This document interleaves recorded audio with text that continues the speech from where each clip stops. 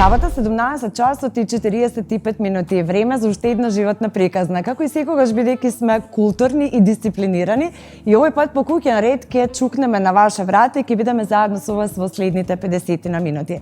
Кој е мојот соговорник и кој ќе ни ја раскаже својата животна приказна, ќе слушнете од кратката најава.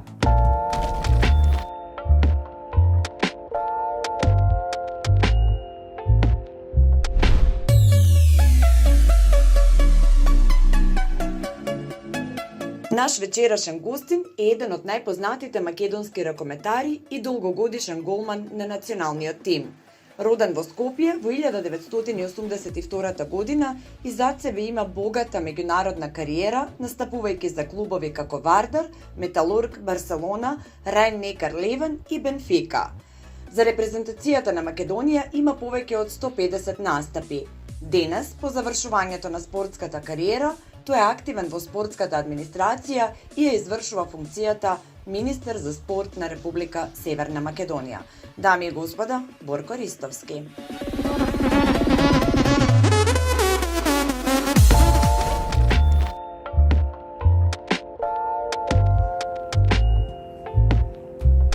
И сега е време да го најавам и да кажам топло добреде за мојот соговорник. Веќе видовте од кратката најава за кого станува збор. Топло добреде за министерот за спорт, Борко Ристовски. Борко, повели. Навистина ми е чест и задоволство што си дел од животна приказна. Повели, ова е твоето место. Нема да се персираме, за да биде поблиску и секако таква е емисијата во секој случај. Како си, Борко, на самиот почеток? Па добро, работно, како и секој ден, малце со повеќе офрски, меѓутоа веќе влеговме во шемата да стандардно ги поминуваме сите работни денови, така да. Успеваш да хендлаш се? Па мора да се хендла. Нема, не дека има премногу простор за маневар, има навистина многу офрски, многу проблеми за решавање, многу планови како тоа треба да изгледа спортот во иднината, и мислам дека кога нешто се сака и кога навистина се работи со желба, мислам дека апсолутно сите сме свесни и сме биле свесни дека кога се нафаќате на одговорна функција, мора да жртвувате дел од вашето време, вашата приватност, вашиот комитет во животот, и веќе повеќе од година ден научив да живеам со тоа, така да. Така. Мораме. Мора, да, што се мора не е тешко. Така. Кој најчесто секојдневно знае искрено да те праша од срце како си и кому ти прво се јавуваш да прашаш како е? Па со колку имаш толку вистински врски, луѓе? па јас сакам да мислам дека имам вистински луѓе. Нормално дека во денешно време мислам дека кругот на нашите пријателства енормно се намали заради икс причини и девијации во општеството и живење во едно време на лажни вредности, кои што мора да кажам дека во минатото можеби ти си сведок дека не беше така порано. Меѓутоа сега живееме во време на лажни вредности, лажни пријателства, лажни луѓе кои што сака да се прилепат до сите нас за одреден бенефит некако си. Така да јас сакам да мислам дека има вистински луѓе околу мене. И веруваш во тоа? Па доколку не би верувал, нема да биде до мене. Така е. Колку функцијата која ја носиш сега моментално ти отвори очи за некои луѓе, за некои пријатели, колку ти свртеа грб некој од нив, а колку ти се приближија некој поради тоа што си сега министер? Па не можам да кажам дека луѓе ми свртеле грб, меѓутоа можам да кажам дека функцијата ми отвори очи да видам дека во држава многу работи треба да се променат. Треба начинот на размислување, менталитетот и нашата перцепција за тоа како треба да изгледа една држава, мора да ја го менуваме. И кога некој ќе каже, знаете, во последно време сите се експерти за се и сака да кажуваат и објаснуваат за се. Меѓутоа мојата логика е дека кога некој ќе каже дека системот не ни чини, точно е, меѓутоа системот сме ние. Ние го правиме. Ние го правиме системот низ секојдневните ситници, ако низ функционирањето секојдневно вие се однесувате одговорно кон институциите, државата, не знам, комшијата, народот, пријателите, да сте општествено одговорни. Мислам дека само така можеме да го промениме и системот, меѓутоа и да го промениме менталитетот и начинот на размислување кај луѓето. Така, пред 10 години некој да те прашаше дека ќе дојдеш на оваа функција, дали ќе веруваше во тоа или тоа беше некој твој сон кој што еве токму сега пред години нешто се реализираш? Па добро, не можам да кажам дека пред 10 години кога би ме прашал би знал дека ќе бидам токму министер за спорт. меѓутоа дека сум човек кој што е бунтовник и сум човек кој што и во текот на мојата кариера, кога сум бил во врвот на мојата кариера, сум бил бунтовен во самото функционирање, затоа и сум се нафатил додека активно играв ракомет да бидам во тој момент советник на сегашниот премиер професор доктор Христијан Мицковски во делот на спортот нормално и сум се одлучил да заземам една страна која што сум мислил и се уште мислам дека е на вистинската страна на историјата и на народот и со самото тоа можеби многу луѓе негативно гледа на тоа, нели, како зазимате една страна, меѓутоа јас сум човек кој што за се во животот мора да имате став. Тоа колку е погрешен, тоа е сепак на крај вашиот став и треба да се носите со грешките или со позитивните работи, меѓутоа Знаеш да ги признаш своите грешки? па зашто не, мислам, секој човек прави грешки, сите ние сме луѓе и без разлика на нашето место во која институција, на кое раководно место сме и одговорности, така натаму, секој нас нормално е да прави грешки и нормално е да грешите затоа што никој не е совршен и не постои таков човек, така да. Така, колку од овој аспект кога веќе спомена дека од секогаш си имал свој став, свое мислење, некогаш и без влакна на јазик кој што многу ти замерувале поради тоа, но колку сметаш дека политиката е вметната во секој сегмент и дека некогаш влие лошо врз културата, спортот и така натаму. Како гледаш на тоа, иако си ти веќе долго време, нели во? Па морам да признам дека навистина целата држава не исполитизирана, исполитизирана до стадиум да секоја една работа, секоја гледа низ призма на политика, што според мене е апсолутно погрешно. И треба да се стремиме и да работиме сите заедно, меѓутоа пак ќе повторам, народот е тој кој што ги поставува работите на вистинско место. Владата или министерството е тука само за да спроведува политики кои што се веќе донесени. Меѓутоа, ако вие не го спроведувате тоа што законите, ако не ги почитувате законите, нити една влада, никој на светот не може да направи вистински промени. Значи, треба да направиме да мерит системот конечно функционира, а тоа е да секој еден човек не биде експерт за 10 работи. Ако јас сум министер за спорт сега и сум во делот на спортот, не можам ја да бидам утре министер за здравство или министер, не знам, за финансии. Но сме имале такви случаи. Можеби сме имале во минатото, затоа кажувам, не би требало да имаме луѓе кои што се експерти за се.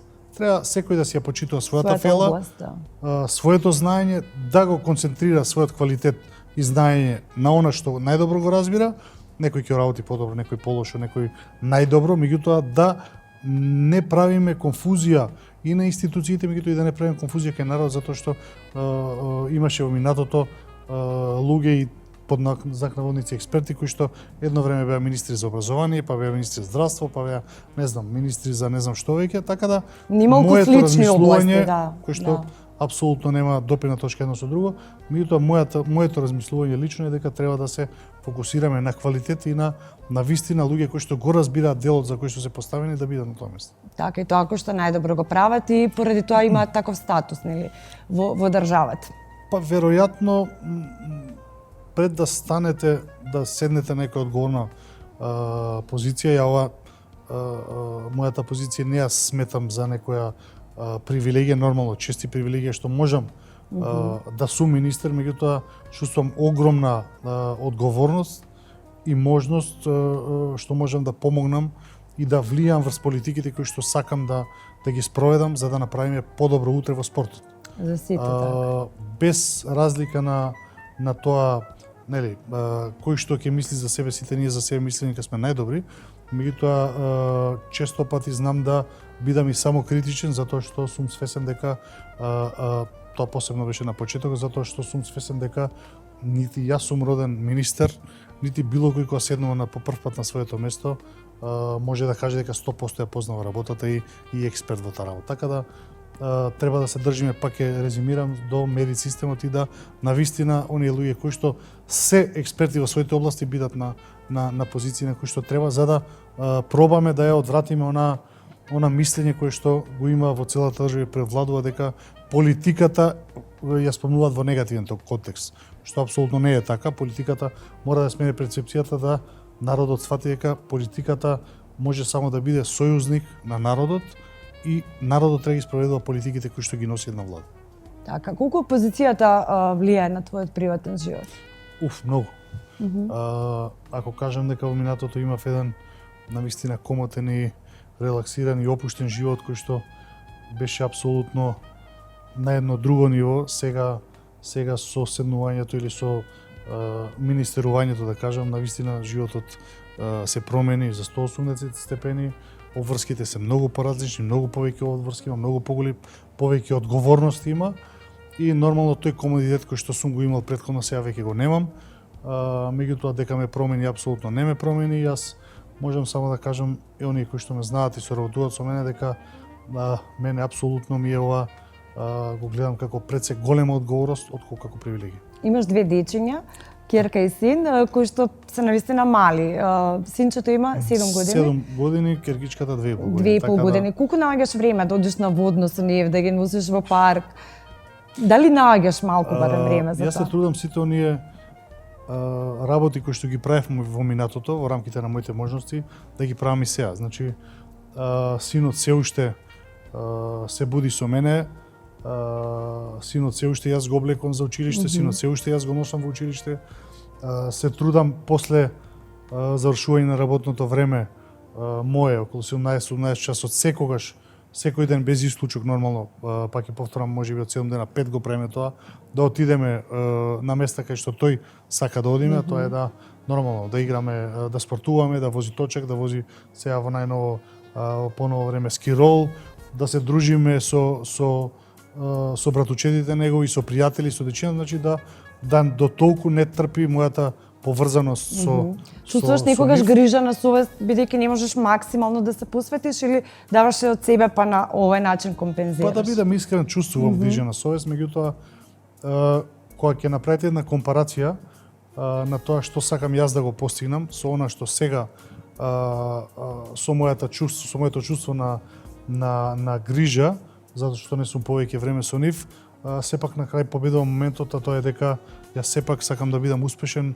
во оваа работа и да бидам пример за моите деца. Така да, кога ќе поставите еден пример за своите деца, мислам дека поголемо нешто од тоа не постои, да бидете успешен во работата во која што сте се нафатиле да ја работите. И тогаш сте успеале во животот. Така е, моите дечиња се мали и не ме памтат како успешен спортист. Едно е да гледаат на YouTube видеа, да им раскажувате, да им покажувате слики, тоа е нешто сосема друго. А сега свесни се, мислам, керкичката е мала. Синот керкичката е мала, синот е свесен и често разговараме, прашува, нели, често дружиме и со колегите други министри, ги знае и дел од министрите, го знае и премиерот нормално. И во едно прашање го прашав, јас викам, што сакаш да бидеш? Викам, кога ќе пораснеш ти, он вика, министер. И ја викам, добро, како министер, ама не како тебе. И викам, добро, како министер сакаш да бидеш? Па вика, како другар ти со научарите за премиерот. Професор Христијан Мицковски. Ја викам, зошто баш како него? Па вика, кога ќе бидам како него, одма ќе ти избркам од работа да бидеш поише време со мене. Значи, тоа е тоа. Почнува да логицира некои работи. Така, и да ги разбира. Да, меѓутоа, само знае дека со министер сите оние други работи кои што е природно не може да ги свати. Што е природно што доаѓаат со функцијата министер, не ги разбира и мислам дека е нормално така да биде. Така со сопругата каде да се запознавте? Па сопругата се познава преку заеднички пријатели. Нашето прво официјално заедничко дружење, да го наречам, беше во Скопје и за брзо време после тоа дојде во Барселона, ја во тој период живеев и настапував за клубот Барселона, живеев таму и набрзо... Таа е од Скопје? Од Куманово. Аха, од Куманово. Од Куманово, да. Она е 10 години помлада од мене и набрзо после запознавањето наше дружбата заедничка веднаш дојде во Барселона и од тогаш до ден денеска сме заедно, така да. Веќе колку години сте заедно? Па веќе 9 години. 9 години. Да, значи сте малку една деценија. Уште малку една деценија. Така, да се навратиме на детството, каде го помина тој безгрешен период од твојот живот? Па помалку и чудно. Ја израснав во населба Бутел, каде што живеевме со моите родители. По завршувањето на основна школа се преселивме во Кисела Вода, каде што почнав да учам и средно училиште во Здравко Цветковски Куц и набрзо тоа заминав во Бутел, од Бутел во Кисело се преселивме. Тука поминав дел од своето детство нормално и набрзо заминав на надвор од Македонија да професионално да се На колку години замина? Па мислам дека на 18 или на 19, не сеќавам точно пред многу години беше, меѓутоа мислам дека на 19 години беше.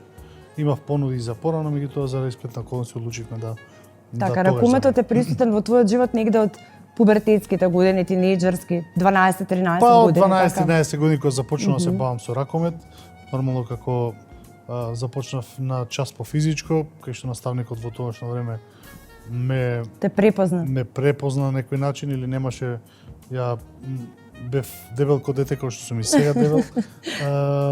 Така да елегантно пополнет. Така. Ме ставија на гол и така се роди желбата за да се бавам со ракомет и да станам и да бидам голман. И мислам дека до ден денес сум благодарен на тој наставник што успеа тоа да го препознае и да потоа прејасне не во моја професија само, туку и во мој начин на живот, начин на функционирање во светот, во границите наши надворни и да преку спортот израснам во еден човек кој што пред се живее по принципи и по своји убедувања за тоа дека еден спортист треба да биде пример целиот свој живот, еден успешен спортист треба да биде пример целиот свој живот и дека тоа е еден товар кој што го носиме со нас и по завршувањето на кариерата, без разлика дали сум министер или не, меѓутоа јас и претходно бев извршен директор во ракометниот клуб Вардар и тогаш и сега стојам на ставот дека сите ние мора да бидеме одговорни, дисциплинирани и да внимаваме каква слика проектираме, затоа што во многу дечиња, во очите на многу дечиња ние сме идоли и тоа така треба да остане. Да остане, така. Во какво семејство порасна Борко? Никој не беше спортист од твоето потесно семејство? Па во неспортско семејство морам да кажам, јас кога моите родители ќе ме заклучија во соба да пишувам домашна, јас го користев просторот за да низ прозорецот избегам и да отидам на тренинг. Така да моите родители се апсолутно неспортски родители, не се бавеа со спорт. Меѓутоа не те мотивира, не те турка кога веќе? Па, видите, како и секој родител, веројатно се грижите повеќе за училиштето отколку за спортот. Да. Нели постоеше она прво напиши домашна, научи се што треба, па после ако остане време за спорт. Ја бев малце поинаков, тврдоглав и кога ќе ме заклучија во соба да пишувам домашна или затворија во соба да пишувам домашна, ја користев период да избегам и да додам на тренинг. Се случуваше неколку пати. Добро што се исплатело, инаку ќе имало поинакви мерки. Па да, во тоа време да. Си го оправдал тоа, да. Така да мислам дека и тој момент го покажуваше што тогаш мојот карактер на една упорност на некој инат спортски позитивен кој што веројатно сум го имал и на крај се исплатеше. Така, Куце Металец е средното училиште? Да. Не сум баш не бев некој дете кој што баш беше љубител нели на училишта, бев фокусиран апсолутно на спортот и не знам како да го објаснам, сум го кажал многу пати. Меѓутоа потсвесно секогаш знаев дека ќе бидам успешен во спортот. Тоа е некој чувство кое што веројатно треба да се доживее, не може да се објасни со зборови. И затоа целиот мој фокус беше апсолутно на спортот. Апсолутно. А не беше див? Па не беше див. Туку економски факултет и Куце Металец. Така е. Па необјаснливо е тоа, меѓутоа веројатно по линија на помал отпор, каде што би било евентуално полесно да се помине во училиште, да остане поише време за спортување. Така да во денешно време, кога би се свртела ситуацијата во поглед на мојот син, би инсистирал да заврши училиште како што треба, да речам, квалитетно, меѓутоа ако навистина гледам дека има талент за спорт. А има талент? Па премногу е рано, не може да се каже, има само 7 годинки, не може да се каже, меѓутоа она што можам да препознам кај мојот син, а тоа е дека ја има истиот карактер на мене и се она што сакате. Само да не бега преку прозорот. Па, ако одлучи дека треба за да спортува, мислам дека на крај на денот децата се и многу поискрени и во некои сегменти и попаметни од нас возрастните, иако ние сакаме да паметуваме многу, така да она што можам да го видам кај него е тој карактер, таа пргавост и тој инат, и дека со него со лошо не може ништо да постигнете, апсолутно, и дека мора, доколку сакате да постигнете некоја цел, со него тоа треба да биде дипломатски и да во разговор и да биде се тоа со фино и во разговор и договор, инаку поинаку е само контраефективно, што е и случај со мене. Така, кога ги заработи првите пари? Па првите пари ги заработив на 18-19 години. Ја бев на една емисија, радио емисија, мислам дека пред неколку дена го кажав. Уште од мал, веројатно, луѓето кои што го водеа клубот го препознаваа мојот талент и ја навистина заработував уште од Тоа е работнички, така? Работнички е само клубот кај што професионално се занимавав една година, не знам дали беше една година, потоа заминавме во металург и таму веќе ги почнав да ги заработувам првите пари. Тоа е како во денешно време, ова е сега зборувам пред 20 на години, тоа е во денешно време како да се првата плата кога да земете денеска од прилика некој си 500-600 евра, што за многу тоа време беа огромни пари и вредеа многу повеќе. Така да и се ме прашува, се пошегував како што имате да кажете за високите плати на функционери, ја викам без да ме свати некој погрешно, навистина сам тоа индивидуална работа, меѓутоа мене од позицијава на министер за спорт ми се ова најмалите примања кои што сум имал во мојот живот. И за некои се големи примања, тоа е сепак индивидуална работа и не може да се суди за тоа и да се зборува, меѓутоа кому колку е доволно, да. Така е, меѓутоа навистина јас тие пари ги заработував на 20 години, пред 20 години. Така да мислам дека и големината на платата и не е воопшто важна. Важно е што вие може да придонесете за подобро утре во општеството и генерално во државата. Така да мислам дека треба и сите ние да сме свесни дека многу работи треба да менуваме во државата. Така, дали имаш пријатели од тинеџерските години, од детството со кои што до ден денеска се дружиш? Па имам пријатели, најчесто и со тие и се дружам. Тие ми се другари од детството, а сите останати ги нарекувам пријатели, затоа што сте ги запознале во различен период од животот. Имам пријатели кои што сум ги запознал и сега, и имам пријатели кои што сега сум ги запознал, и тоа не мора да значи дека се пријатели кои што во мене гледат некаков бенефит. Има и луѓе кои што навистина се финансиски обезбедени, кои парите и средствата и финансиите не им се приоритет во животот, нешто по кое што и јас се водам и ми е... Но сигурно негде во позадина имаш некој момент на резерва дека па видете, јас сум може би поинаку кога си министер. Јас сум тип на човек кој што генерално верува во луѓето и некогаш свесно ги тестирам луѓето да видам нели до каде се спремни, дали се вистински пријатели, дали се вистински лојални кон мене и апсолутно не се плашам и да бидам повреден, затоа што во животот единствен демант за вашето добро мислење за некого е нивното предавство.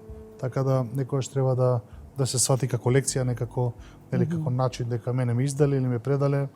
Учиш на сопствени или туги грешки? Поучам и на сопствени и на туги грешки. Може би е потешко и ајде да кажам, ригорозно, меѓутоа најубаво се учи на своји грешки. И сега нели има филозофија дека не е подобро да учите на тугите грешки. Па подобро е, но може би е подобро, да, меѓутоа ако сте доволно психички стабилен, зашто не учите на сопствените грешки? Така, кога најчесто се чувствуваш повреден? Си имал ли некоја ситуација, како и сите ние, кога не си верувал дека така ќе се чувствуваш, дека не можеш да го надминеш тоа? Кога беше најповреден? Во кој дел? Или кој те издаде најмногу во однос на пријателите, во однос на...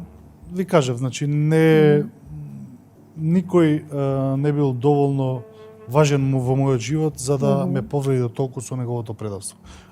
Јас сум тип на човек кој што е лојалист и доколку некој ме издал, тој што ме издал изгубил вистински човек и пријател кој што му бил достапен и сум тип на човек кој што е за вистинските пријатели, сум достапен 24 часа на ден и апсолутно не правам разлика кој тип на помош е. Така да веројатно ти изгубиле повеќе од кој што ми изгубил јас. Така, бидејќи живееш еден поинаков живот, сте прави среќен семејството, работата, кариерата и така натаму, горци и твоите родители претпоставам дека се горди на се ова што си го постигнал до сега. Што е оно што тие ти го давале како совет и што ти го пренесуваш сега на твоите деца? Па видите, најголем совет, не можам да извадам реченици, меѓутоа најголемо нешто кое што еден родител може да даде е поддршката во што го правите. Според мене тоа е, ако може да се каже, советот кој што еден родител може да го даде на своето дете, без разлика колку идејата изгледа лудо во некој момент, изгледа неверна, како сакате кажете, меѓутоа поддршката која што родителите ја даваат кон своите деца, мислам дека за мене е примарно и основа на тоа дека тоа дете кое што дошло кај вас за совет, за мислење, за размислување, за помош, треба да му ја дадете. Затоа што тоа е единствениот пат да верувате во вашето дете и да погреши. И кој не мислам најдобро е да се верува родителот на своето дете, кој така, би можел значи, друг од страна. Совет како совет е тоа е. Ние сме позади тебе, веруваме во тоа што го правиш и тука и сме за добро и за лош. Така е. Така беше тешко кога прв пат замина од Македонија? Па беше тешко, да. Не можам да кажам дека беше лесно, не е лесно да се напушти семејство, држава, пријатели, другари во тоа време, да се напушти, меѓутоа преовлада и победи желбата да успеете во она што е ваш избор во животот, приоритет. Да победи. Па не може да кажам дека било во тој момент приоритет, меѓутоа било моја најголема желба, моја најголема љубов. И сон, да. И сон. Така да било тешко начинот да отидете вие со 19 години, без разлика што живеев во Шпанија, во една преубава земја, преубав народ кој што ден денеска ја чувствувам за Имаш пријатели во татковина. Барселона? Апсолутно да. Апсолутно да. Така да меѓутоа начинот вие да отидете 19 години дете надвор од својата татковина да се одделите од семејството не е нималку лесно. Одите тамо, почнувате од апсолутно нула, сам се оставени буквално за се што ви треба сам да го сработите. Колку време беше во Барселона, колку време беше во Португалија? Јас сум 15 години надвор. Бев најпрво во Шпанија 2 години, па се вратив една година во Македонија, па пак заминав надвор во Германија, значи вкупно во Шпанија бев 2 години, во Барселона и уште 2,5 години во други шпански екипи кај што настапував. Во Германија бев, мислам дека 3 години, ако не се лажам. Во Франција бев 2,5 години, во Катар бев 6 месеци, во Португалија бев 2 години. И фасцинантно е дека толку држави се во игра, јазиците се можеби слични, португалски и шпански, ги владееш солидно? Не се слични, апсолутно се различни. Шпанскиот и португалскиот јазик се апсолутно различни. Шпанците не ги разбираат португалците, португалците делумно ги разбираат шпанците. Меѓутоа, јас сум полиглота, ги сакам јазиците. И говорам 5 јазика. И ти одат од рака, да. Да. Германски, португалски, шпански, француски, англиски. Тоа се јазиците кои што ги говорам. Шпанскиот и португалскиот се оние јазици кои што буквално како македонски јазик ги знам, и англискиот нормално. Тоа дека германскиот знам буквално се, меѓутоа малце ми оди потешкотија со пишување затоа што е навистина комплицирано и за мене најдобро ми оди германскиот. Најтешкиот јазик, да. Да. Најтешкиот јазик кој што ми бил за учење беше германскиот. И иако посетував и доста курсеви самоиницијативно и дома читав многу, меѓутоа мислам дека ми требаше барем една година да научам да го солам целокупно јазикот. Така, кој е твоето искуство со луѓето таму? Мислам, за шпанците веќе и знаеме. Навистина се топли, убави луѓе. Каде беше најдобар примен? Шпанија, Португалија, Германија или се некое различно искуство? Па не, различни, сите држави се различни. Јас бев апсолутно приман секаде, супер. И до ден денеска имам пријатели и во Германија, и во Португалија, и во Шпанија, и во Катар, ако сакате, и во Франција. Најслични со шпанците, да. Да, со шпанците сме сличен менталитет, сличен начин на живот, Тие сакаат многу преку ден дневни дружења, како и ние, дневно кафе, така да начинот на живот, храната е, да речем, слична на некој начин, да. така да Португалија е слична на нас исто. Тие се државите, Германија е нешто сосема поинаку, да. друг принцип на живот, друг начин на живот, други размислувања во животот, друго подневје, така да со катарците сме сосема различни, така да. Кога животот досега ти даде најголем предизвик? Професионално и приватно? Па добро, професионално, јас сум навистина голем професионалец и на секоја препрека сум гледал како нешто кое што морам да го совладам. И апропо таа моја кариера во спортот, имам и една реченица која што кажувам и сега ја применувам во политиката, а тоа е дека некој можеби ќе ја свати, некој нема да ја свати, меѓутоа за мене ми е таа од витално значење, тоа е дека јас немам друг избор освен да успеам да бидам добар министер. Така да тоа е причината, има многу перипетии, не знам кој како ќе ја свати. Не дека мене ми е потребно јас да бидам министер, меѓутоа ја немам друг избор освен да бидам успешен министер и ќе бидам успешен министер. И тоа е една формула по која што сум се водел. Веруваш во себе, да. Апсолутно. Верувам во тоа дека секој човек ќе добие оно колку што ќе вложи. Моите соработници знаат, не е ова никакво фалење, не имам апсолутно причина за тоа, меѓутоа моите соработници знаат дека јас сум апсолутно повеќето од денот до 17 до 18 часот на работа. Не сум од оној тип на луѓе и политичари кои што сакаат да одат по ресторани, да губат време на не знам, на Добро, сепак си спортиста. непродуктивни работи, така да мислам дека тоа е можеби работата, дисциплината, упорноста, тоа е можеби мојата најголема посветеноста, тоа е можеби мојата најголема, тие се можеби најголемите работи кои што се карактеристика за мене, така да не можам да кажам некој предизвик голем, затоа што сум спремен на секаков тип на предизвик. Единствено различно е времето кое што ќе ми треба и начинот за да ја совладам таа препрека. Инаку не верувам дека постои доволно голема препрека која што не може да се совлада. Така, Во приватното е најголема препрека животна ми е губењето на мојот родител, мојот татко кој што загина во сообраќајна несреќа на мои 19 години, така да тоа е нешто кое што ми остана како... Да, како го помина тој период? Тешко, нормално. Тешко е. А не беше во Македонија? Во моментот бев во Македонија и имав подпишано веќе договор да настапам за странство и после една година од играњето во Шпанија го раскина договорот, се врати во Македонија и после 2 години повторно замина. Така да тоа е некоја препрека која што е животна, која што можеби ми била најтешка. Да, колку ти е некогаш и криво за сето тоа што го нема, тоа веќе нели никогаш не се прифаќа, но некако научуваш да живееш со тоа. Но колку ти е криво што не е жив за да биде свесен и горд на сите твои успеси и што не ги знаат твоите деца и така натаму. Па добро, тоа се работи кои што се навистина тешки, за кои што не би можел во моментот спорам.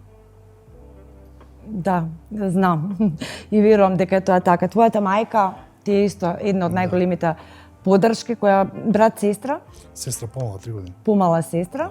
Да, со што се занимава твојата сестра? Работи во суд. Аха, значи сосема различно. Различно, антиспортист. Антиспортиста, така. Кој е советот кој би им го дал на сите млади луѓе кои што сакаат да се занимаваат со спорт? Па добро, најважен совет е да не се откажуваат, да веруваат во своите сонови, да веруваат во она што мислат дека може да го направат и никогаш да не се откажуваат. Затоа што повеќето од луѓето не успеваат затоа што не се доволно упорни. Јас можам да кажам за себе дека ја кога почнував спорт, нити бев најталентираното дете, нити бев најталентиран спортист, нити бев највисок, нити бев најбрз, меѓутоа карактерот и менталниот склоп мој не ми дозволуваше да се откажам и многу поталентирани спортисти од мене не успеа само заради тоа што се откажаа, недоволно веруваа во своите сонови и во се она што сакаат да го постигнат. Така да мислам дека неоткажувањето покажува еден карактер кој што кој што сите ние треба да го промовираме и да го всадуваме во менталитетот и на нашите деца, меѓутоа генерално на целата младина. Така, поддршката од тебе има секогаш. Секој може да дојде кај тебе и да побара совет. Така, отворен си, транспарентен си, народен си. Па добро, јас сум кажал неколку пати, меѓутоа и стварно навистина луѓето што соработуваат со мене ме знаат дека ја апсолутно не се однесувам како типичен министер.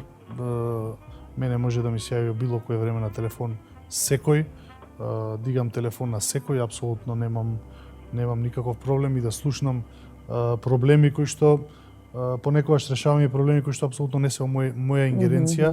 Меѓутоа јас ова работа ја сваќам дека треба на што е можно луѓе повеќе да помогнете за да ја постигнете целта да направите што е можно повеќе добро и да ширите добра мисла за политичарите, затоа што знаете дека политиката во последно време ние навистина и политичарите ги гледаат како нешто лошо. Ако помогнете на што е можно повеќе луѓе, ако сте достапен за сите оние луѓе на кои што им е потребна помош, мислам дека полека таа перцепција ќе се менува. Така, целта ги оправдува средствата. Така. Има доста проекти кои што во моментов се случуваат од Министерството за спорт. Што е она на што сте посебно горди како министерство што го направивте самитот кој што беше сега, така? Да. Пред Добро, месец јас сум дена? навистина горд на сите проекти што ги направивме. За година и неколку месеци навистина направивме, пред се успеавме да направиме една институција која што ќе биде респектабилна, да ја исчистиме од цела корупција која што владееше изминатите години во таа агенција за млади и спорт, да поставиме нови принципи кои што ќе се вреднуваат навистина луѓето што работат добро. Јас сум тип на човек кој што секогаш кога ќе се направи нешто добро, знае да пофали, меѓутоа исто така кога нешто нема да се направи кој што треба, знае да критикува. И така треба да функционираме за да секој од нас напредува. Не само дел на спортот, во секој дел на функционирањето на министерството и така и се однесуваме кон сите проекти. Направивме навистина доста. Горд сум на сите овие 5-6 базени кои што се беа почнати пред 4 години и остаени. Ние по нашето доаѓање за неполна година ги завршуваме и веќе пуштивме еден во употреба, во вторник ќе опуштаме и другиот и за еден месец можеби ќе стигнеме сите и ги завршиме, што значи дека ако доволно сакате да ја завршите работата, ќе ја завршите. И ако добро изменаџирате, успеавме да реконструираме 2 сали при крај третата спортска сала во Расаник, отпочнавме изграда на нова спортска сала во аеродром, уште една спортска сала започнуваме за брзо во аеродром, трета спортска сала во Крушево, направивме преку 30 мултифункционални игралишта на територија на цела Македонија, успеавме да организираме самити за само една година, За да прв направиме пат, за прв пат на Балканот, меѓутоа и успеавме да направиме интегритет како министерство И соработка, за да така? и соработка за да сите оние да ги кажам министри од регионот бидат наши гости, реномирани гости од регионот бидат наши гости, реномирани стопанственици бидат наши гости на самитот и да пратиме една порака на обединување затоа што навистина е доста од поделби, навистина е доста од поделби по секаков основ, политички, етнички, како сакате, регионален. Мислам дека народот заслужува навистина едно обедување и да обединување и да навистина сите заедно работиме за подоброто на оваа наша држава и за овој наш народ. Така да мислам дека додавме 500 стипендии за млади спортисти што исто ми представува една навистина еден убав проект. Дадовме национални признанија на сите оние кои што спортисти 30 години биле заборавени од државата, ние им дадовме национално признание и се стекна со пензија до крајот на нивниот живот што ќе ја добиваат, што значи дека праќаме порака дека државата е тука и министерството и се грижи за сите оние кои што во минатото правеле успеси, ја радувале, обединувале Македонија и народот да. и не се заборавени. Во изминатите 30 години една гарнитура, друга, трета, четврта, пета, не знам која се не гарнитура, само ветувала и ние дојдовме за неполна година, го направивме тоа што сите оние го ветувале и мислам дека е еден огромен плюс за спортот пред и за промовирањето на вистински вредности. Така, кога е музиката во прашање, спомена дека не си од оние кои нели сакаш толку кафеани, излегување така натаму, но како знаеш себе си да си дадеш оддишка? Сепак си млад човек или како било порано? Јас сум страствен љубител на пури. Веќе 10 години сум сериозен љубител на пури и пробувам да пурите ми се страст ми се, меѓутоа пробувам да пурите ми се некое прибежиште од сите оние обврски кои што ги имаме нормално. Секојдневно и пробувам да пурите, ете, тоа е еден друг свет на така наречени пораџии, као што и сите ние кога ќе седнеме да испушиме по една пура заедно, нели, и да уживаме во тоа наше задоволство, разговорите најчесто се одвиваат за пурите. Секоја пура има различен вкус, секоја пура доаѓа од различен регион на светот. Има тука наука, да. Има наука и тоа е, треба да живеете со тоа. Јас сум веќе стварно навистина кажав 10 години страствен љубител на пури и кога разговарате со пураџиите, да ги речам, за пурите, за момент заборавате на сите оние обврски проблеми кои што се секојдневни кои што ја притискаат и тоа е еден начин на... Значи тоа е нешто што ти дава оддишка? Па ми дава оддишка, нормално знам да отидам во сауна, на масажа, тоа се начините кои што јас се релаксирам и пробувам да се оттргнам од сите оние обврски кои што навистина се секојдневни и навистина притискаат многу. Така, значи песна нема некоја која што знае да те погоди? Не сум...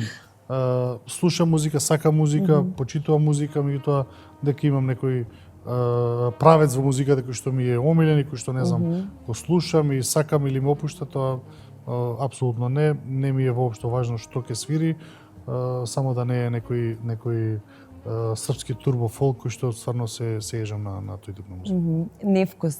Да. Нешто што е канцерогено, што би се рекол.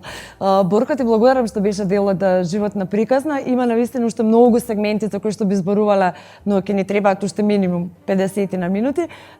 Дознавме доста работи за твојот живот. Ти благодарам што не себично, иако си на оваа функција, ни откри детали од твојот живот. Благодарам на поканата, беше задоволство. И мене ми беше пријатно во твое друштво. Се надам дека ќе се реализираат сите проекти за кои што зборувавме и секако за подобро утре на сите нас и пред се светот останува на младите. Така ќе им се заблагодарам и на нашите гледачи кои што беа и оваа сабота заедно со нас и секако по куќен ред се гледаме точно за 7 дена во истото време на истото место.